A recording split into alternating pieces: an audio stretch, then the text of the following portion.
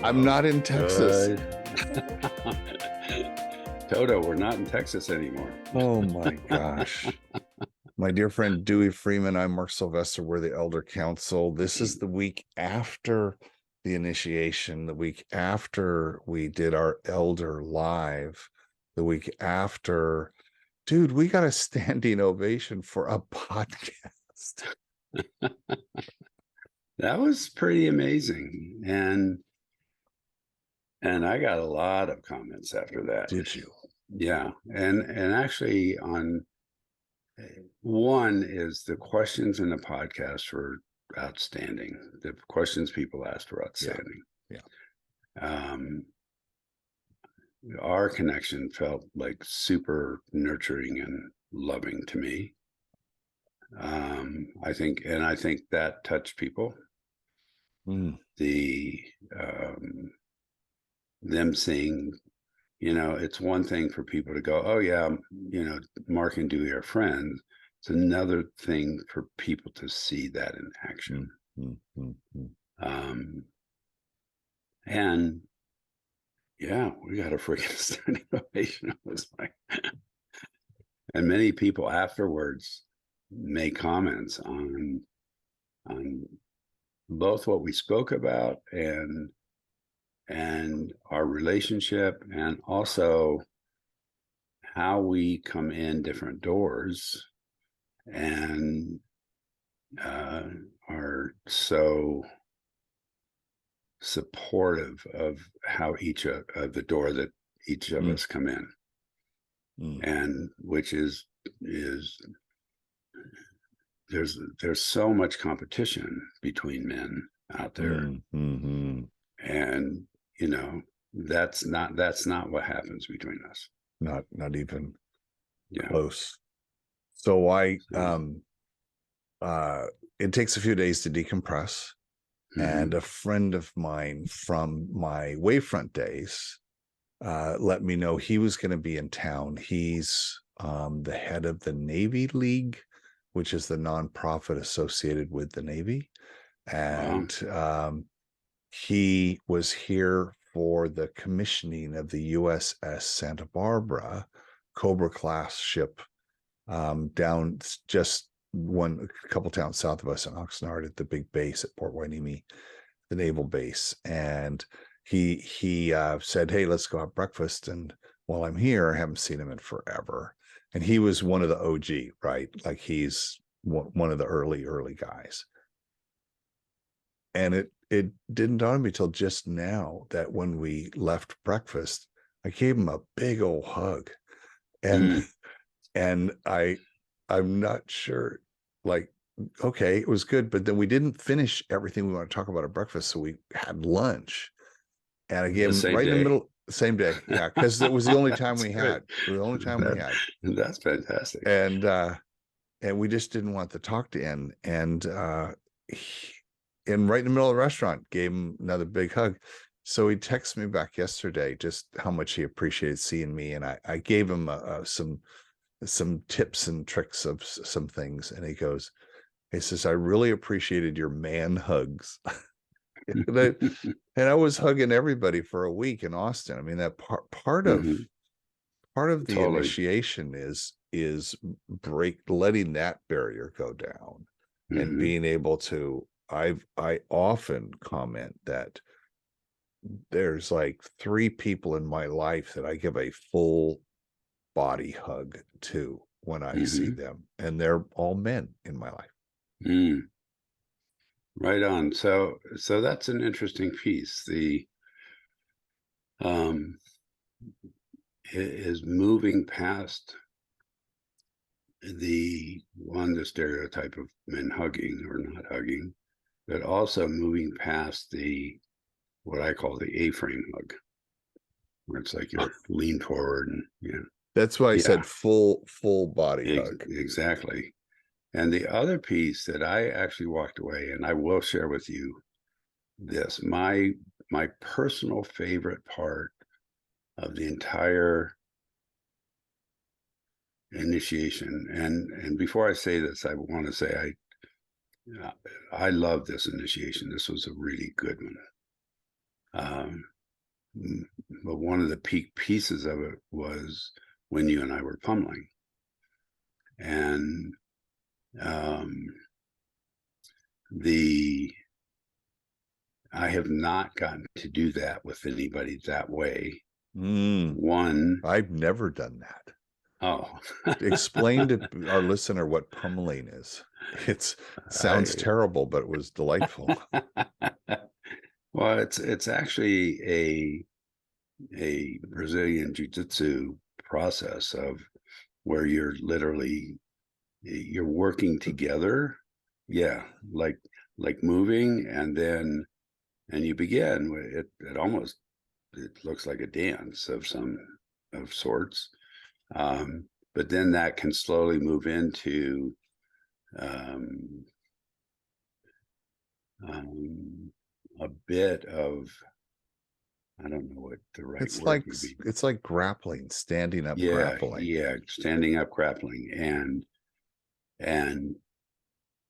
when I've done that before, I've done it with somebody who's 30, and and uh, and either they didn't have any background in martial arts, or they just wanted to muscle their way through, which is exactly what I would have done at 30, by the way. Sure. But that experience, when you came over and said, "Hey, let's be partners," it was like, that was a great experience of moving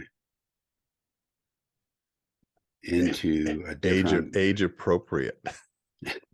Well, what was interesting about it, and I'll share a couple of comments that some men made, but it was like age appropriate, but it was also, there was an intensity to it, and a strength to it, and a power to it, and what was nice was that both of us have some martial arts background, and so even though this was a new kind of movement and process and grappling, on some levels, it was really nice to be powerful with a man both my size and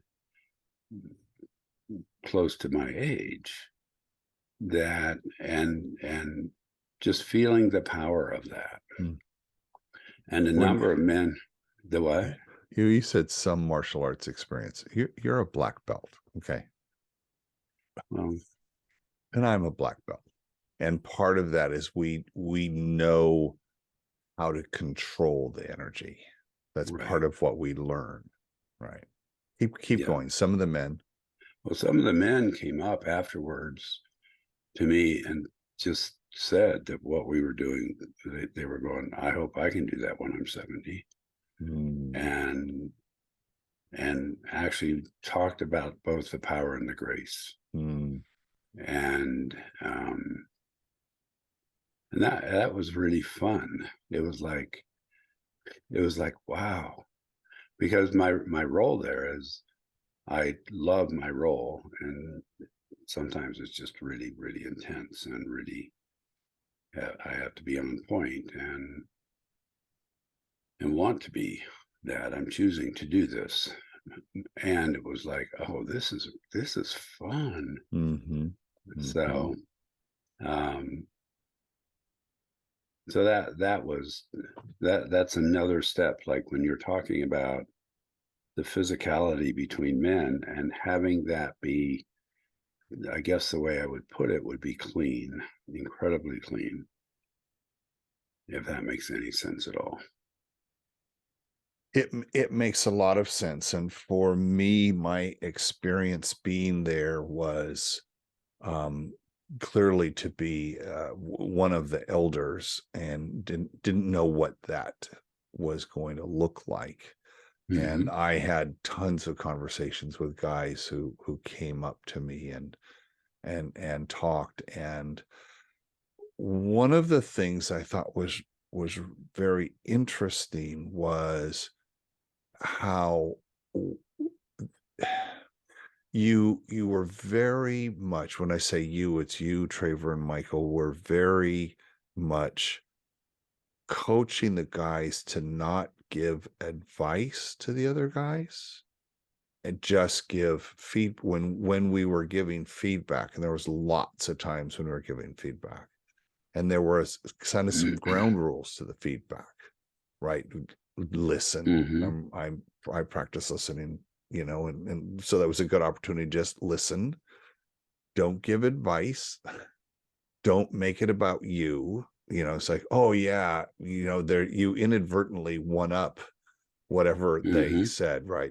There was, and that was, I really appreciated that, because my role there was as participant ostensibly, but also to be able to see Traver, who I've worked with for going on 9 years, I believe, just at the beginning of his journey through, and I've been on the outside Mm-hmm. coaching and as he's building and going through all the stuff that he's doing, that was my opportunity to come and see the work, see him work. And as you had mentioned in the conversation you had the second morning with Kimberly, she said, Mark's never seen you work. Mm-hmm. Mm-hmm. And so having that chance to have just a completely another lens and just see another dimension of you and our friendship. And also, you've seen me work, right? So you've seen me, Right. because I'm a producer, right? So you've seen me just kind of orchestrate and just keep everything going. Mm-hmm.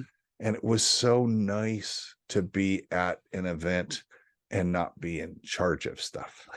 Mm. That must have felt really good to you Yeah, it did. to Quite, be quite a lot. right. And and many men came up to me and just said how much they appreciated you. Hmm. And many men came up, and a number of men came up and said, I want to be an elder. And they will be. Yeah. They're 35 right now, so they're not there yet, but they will be. Um, but having that energy, I think, is really important, and having that available for men, because it does make a difference if you or I say something versus somebody who's much younger. They may say the exact same thing, and the um, something comes with experience and age and elderhood. And there, and it was. Are you good if I shift just slightly here? Going with the flow. There was out, and as I'm thinking about this, Traver and Michael and I spoke, and we did an after action review. And in that, the question came up of, it felt like there was, that the intensity of this initiation was held differently Mm. than other initiations. And there was, I think, just as much shift for men, and just as much, certainly a lot of work for men. But the energy of it felt different, when all three of us were saying we didn't come back nearly as exhausted. And Why do you think that is?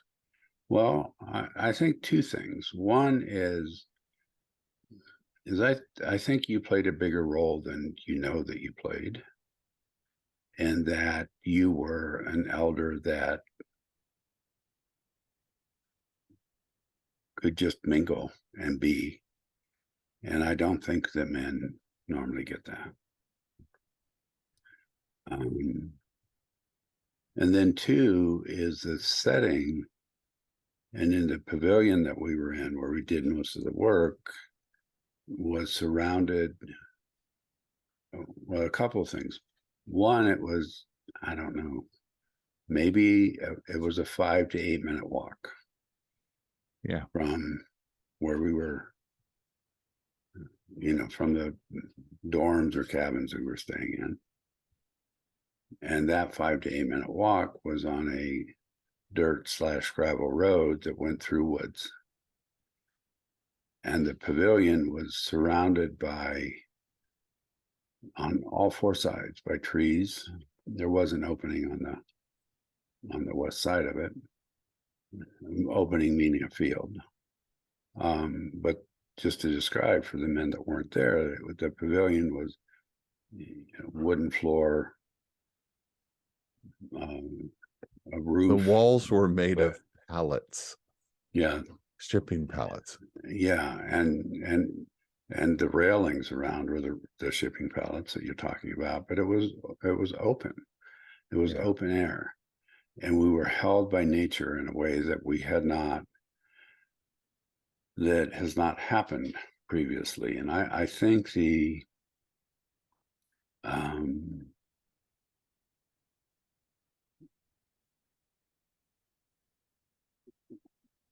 one of we underestimate the power of nature and the need to connect that way.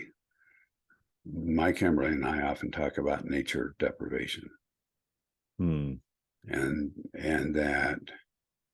this is a stat, and if anyone wants to look it up, they can.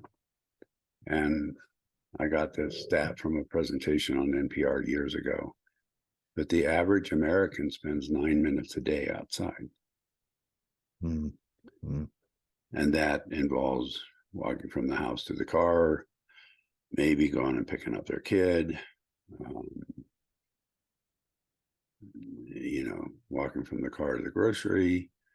I mean, all of those things. And I mean, even in schools, the recesses have gotten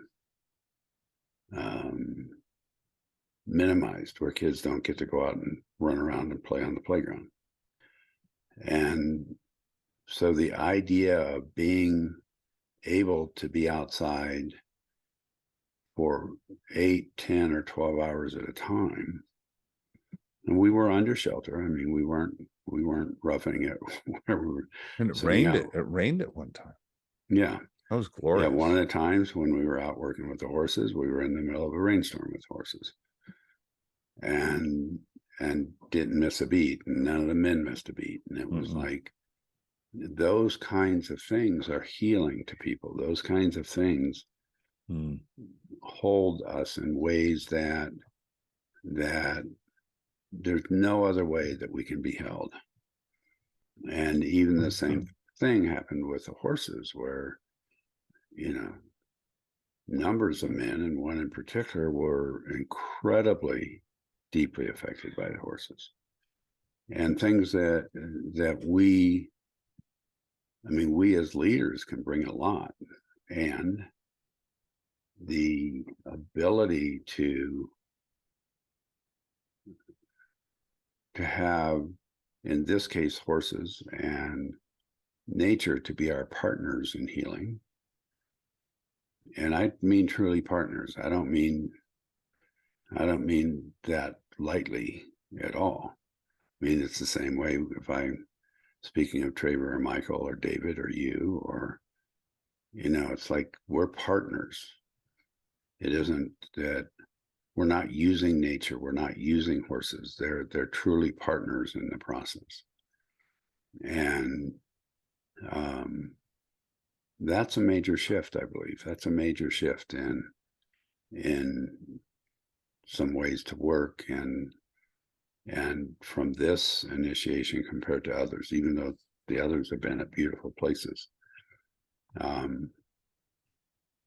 So I don't know if you experienced that at all, or what your experience was with how we were or where we were. I mean, I'd love to hear about that, but I do think that it really affects us.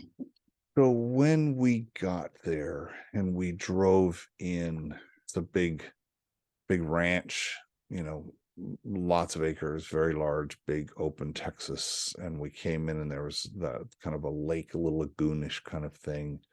And we found the lodges, and then we set about, okay, our fixer, Jake, who's our local Hmm. fixer there, Yeah. showed us like the pool house, and that felt small and constrained. Yes, it had windows looking out on the lake. It was more of a lake house. And then we looked at there was like a yoga studio, but it was back behind a locked area where the pool was. And then we were coming around the corner to come back to the lodge, and we were trying to figure out which would be good for the main activities. And there's this structure in the middle of nowhere, wake in the back of the property. And he said, "Oh, what's that?" He said, "Well, that's the dance hall." Hmm. I was like, "The dance hall?" He goes, "Yeah, they have dances here." And I was like, "Wow, can we use that?"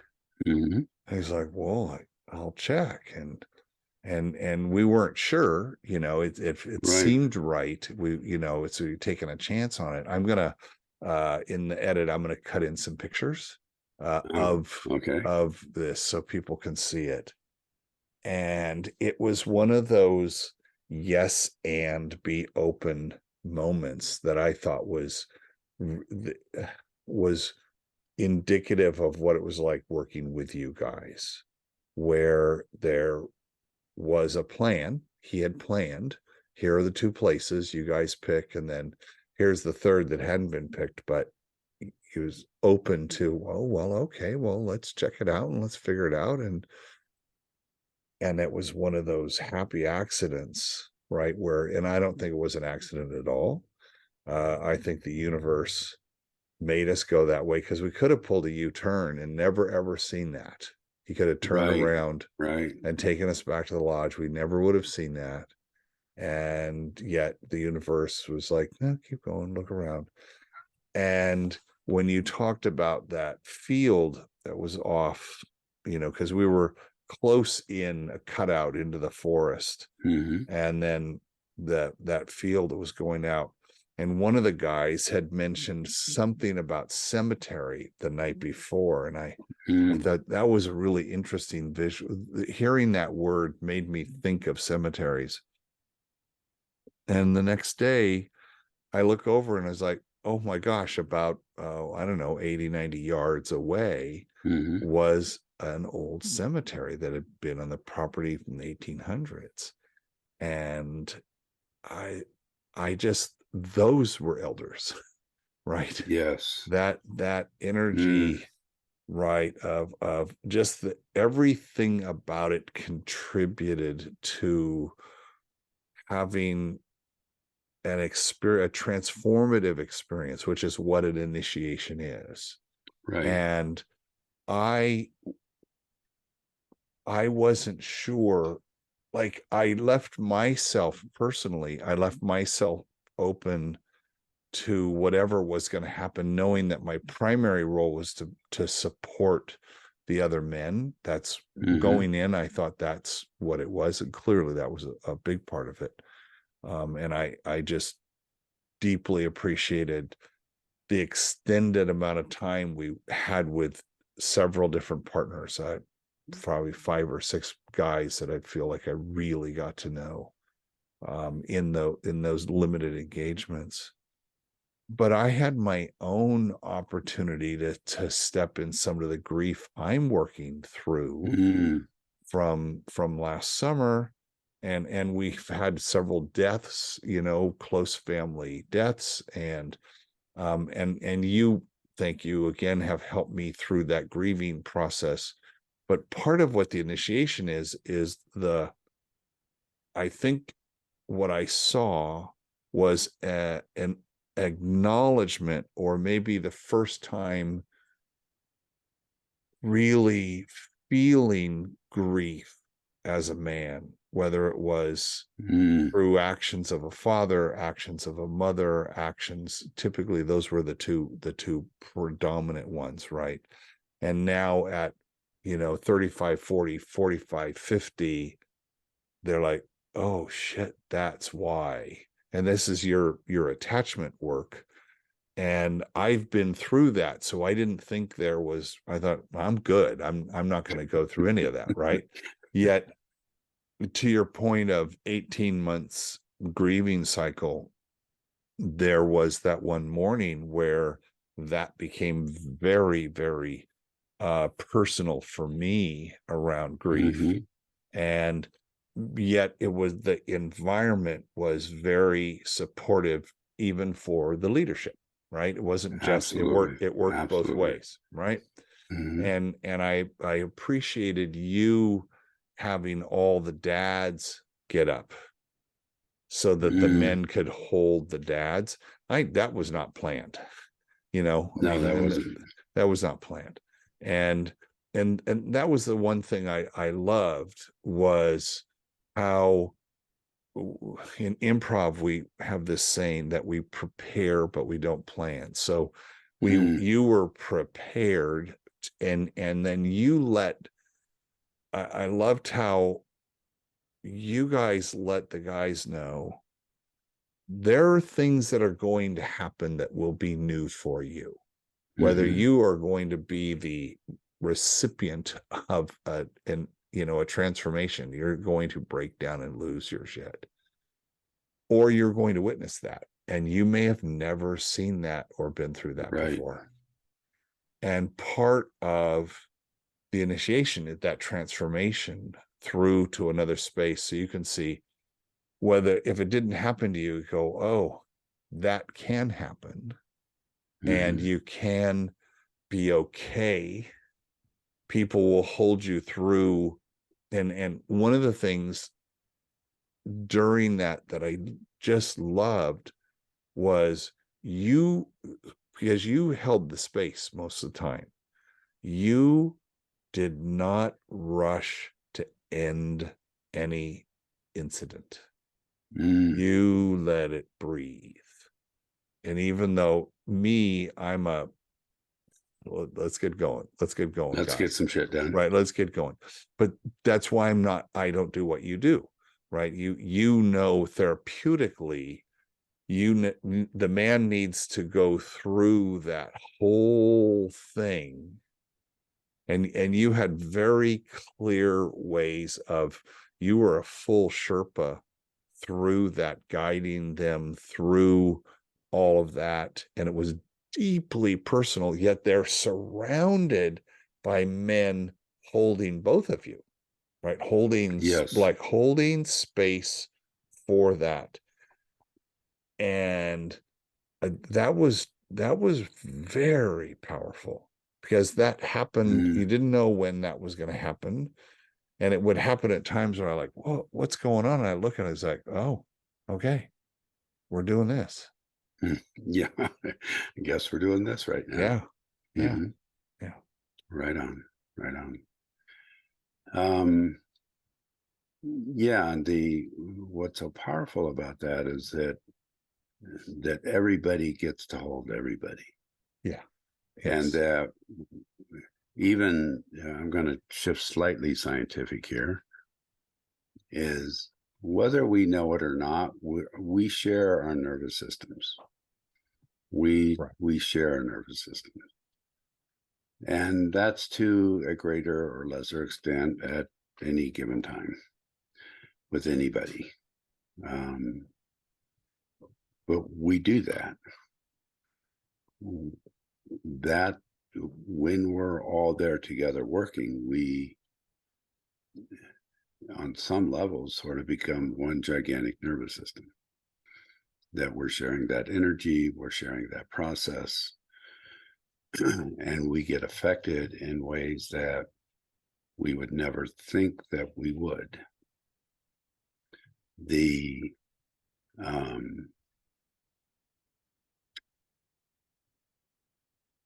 when we work at this, and this is for everybody, we can purposely share our nervous system.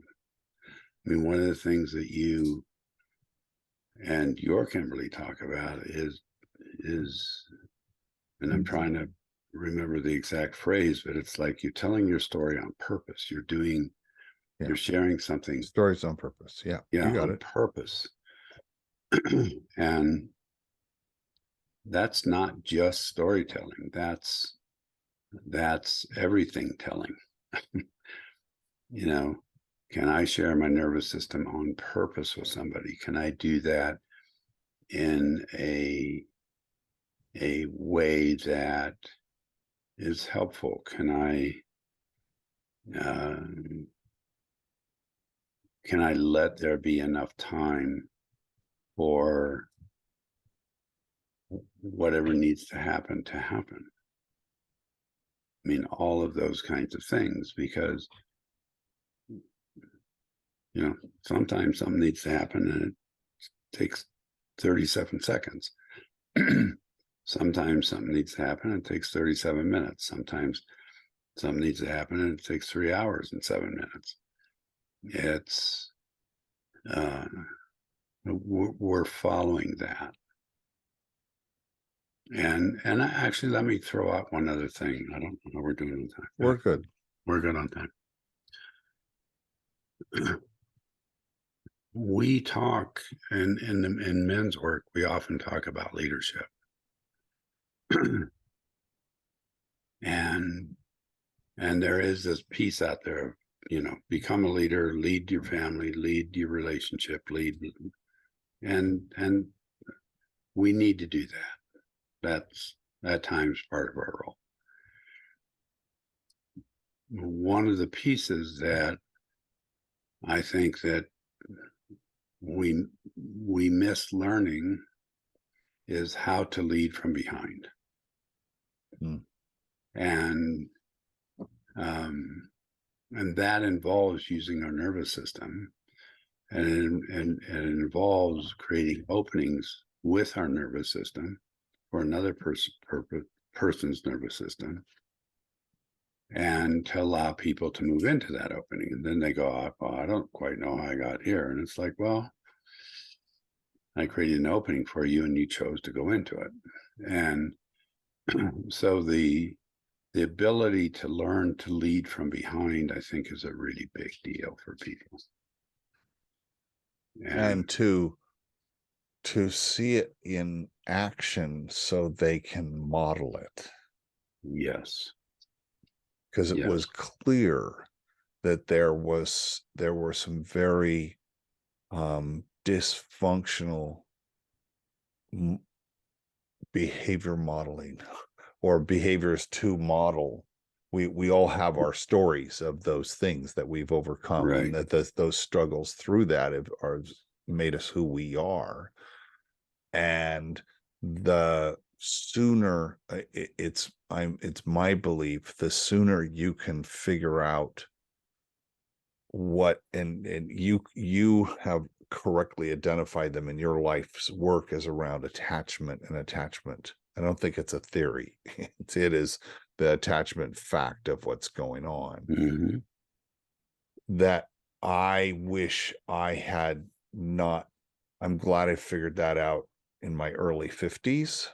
I wish I'd figured that out in my early 20s, because that it's just like that final cutting those, the things that attach you, right, in an intentional way, in a way that Yes. allows you to move. You're not, because what was interesting was discovering how watching guys discover and uncover, oh, that's why I react this way. That's why I am this way with my kids. That's why I am this way with my wife. That's why I am this way at work, Mm-hmm. because that was my dad. Right. I that was deeply profound for everyone in the room to see, because not everybody talked. We had some talkers and we had some guys that didn't talk, and you had a way, and Traver and Michael had ways of getting people to share, because part of part of that is feeling comfortable enough to do it, and once and the space had been created for that to happen. Um, that that's something that is a rare. I'm convinced that going to therapy, you if you get a good therapist, you're going to figure that out eventually. I hope. I don't have that much experience with it, but I Hmm. hope you do that. Yet in this initiation, it is like 10 years of therapy compressed into a You few know, 5 days, days, yeah. right? And I think that's very powerful. I'm curious, because I've been in those situations of very, very similar emotional feel where there was 2,500 people in the room. And we got to the depths that we Hmm. did here. Hmm. And here were 25 guys in a room. I wonder, have you thought about, is there a magic number of people for the vibe to be Mm. held? I don't know if there's a magic number. My response to that would be that because I have seen large groups get to places. What the difference between 20 to 25 versus 2,500 is when there's 25 people, there are some choices that we can make to help somebody deepen or go through something that, and those choices aren't that available with 2,500 people. Um, People still get touched for sure. And there's always a way and a place if there's a time for it to deepen um, and and go through a longer process of deepening and sort of getting down to the roots of what is happening in somebody's life in a way with a smaller group that isn't always available with a larger group. I'm visualizing what that 2,500 person event was like 20 years ago now for me. Uh, and they almost instantly broke us into pods of 15. Yeah. Right. So there was a leader, a trained person, and us 15. And Hmm. we're a part of the whole, but we were acted as a team, like a platoon, I guess. Hmm. Yeah, as we come to the end of this this recap show, I think we did an elders live at the event. So we were and we broke it into two parts. One was about you and I and our experience with initiations and kind of going through milestones and kind of pulling back the curtains a little bit on our lives and things that people didn't know about us. And then we had the questions from the guys. And so now this feels like the third part of that, right? Which Hmm. was the reflection. I, what what do you counsel the men on reentry strategies? And Hmm. because I think as we go have these very deep experiences, they'll talk about like as a religious experience, right? But it's a deeply spiritual, deeply Oh, human, totally. deep experience. And we go back to the world. Um, and we all have that, whatever that is. And it could be going on vacation. It's going to do something out of the norm. And then the reentry. How did you coach the guys on to like I think of it as extending the half-life of that Mm-hmm. emotion. Well, I think that's a really good question. There's a couple of things. One is I think there's three parts of it. One is to end the process of reentry is to go slow. Okay, One that's of our one. big one of our big things is, we want to get shit done and, Yeah. and, Move on. and move on. The other is to take some time, probably two to 3 days, of not really trying to explain it or talk about it. Mm. Okay. Because you can't. Right. Right. And whatever you do is going to feel like 1/100th of what you experienced, and then the person on the other end of it is going to go, oh, okay. Yeah. Big deal. And Yeah.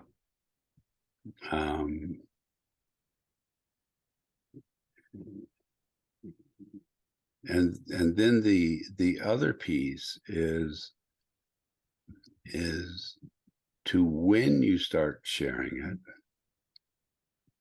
to share what affected you the most, Mm. versus telling a story about somebody else. For instance, with the pummeling piece that I shared, I could tell a story about, there were 30 guys there, so there were 15 pairs of men pummeling, and it's like, I tell a story about the other men pummeling, but what I shared was my experience of what I felt. And because that's what is so important, is to share your experience. And the other thing, and I actually want to circle back slightly, when you talked about dysfunctional, you broke it down into dysfunctional behavior, not dysfunctional people. Correct. And that work of separating personhood from behavior, for both yourself, for what you're sharing, and for whom you're sharing it to and with, is incredibly important.